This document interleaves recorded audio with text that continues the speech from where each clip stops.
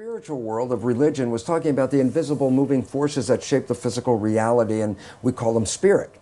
And then science only came into existence because it made a detente with the church. In the very early days of science, it said, look, we won't tread on your invisible spiritual domain.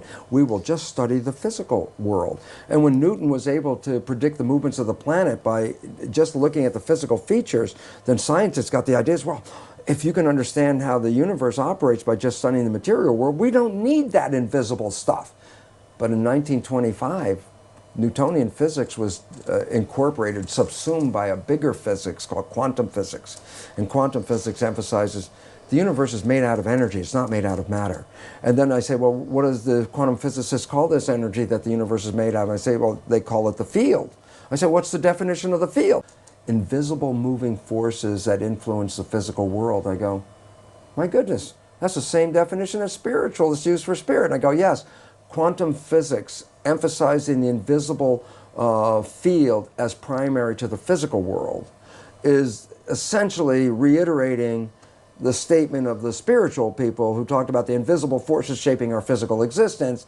And so, by definition, science, the new science of quantum physics, is bringing us back into alignment with the spiritual reality. Hopefully, the dogmatic beliefs of the church, which had talked about these wonderful terms but didn't allow us to live there, and science, which is still stuck in its material plane, will both divest themselves of their dogma and allow us to come together and recognize that we're all part of that invisible field.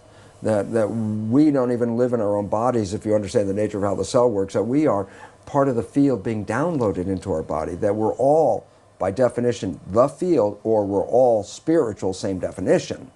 And if we recognize this, the unity of it, and that you cannot be taken out of the field, and you cannot be, in a sense, punished by the field, you are the field, then maybe the beliefs, those very restrictive beliefs from both science and from the dogmatic religion, will disappear, because the people owning their own spirituality, owning their own responsibility, and not saying, oh, it's spirits that did this or things, other factors, that we are the creators, will generate a new world. Because what I firmly believe is very simple.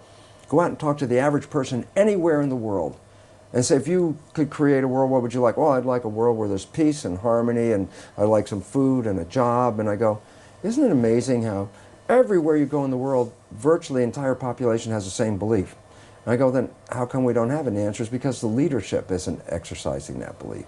So I trust the people to take over the leadership of this world, and that the structure that is actually in a state of collapse. When it collapses, this will be our opportunity to evolve from the very destructive Darwinian perception of a world into a more holistic holism that says we're all part of the same system, we're all cells in the same body, and when we work together, we will create magic on this earth like nothing has ever been seen before. So I'm very optimistic about that.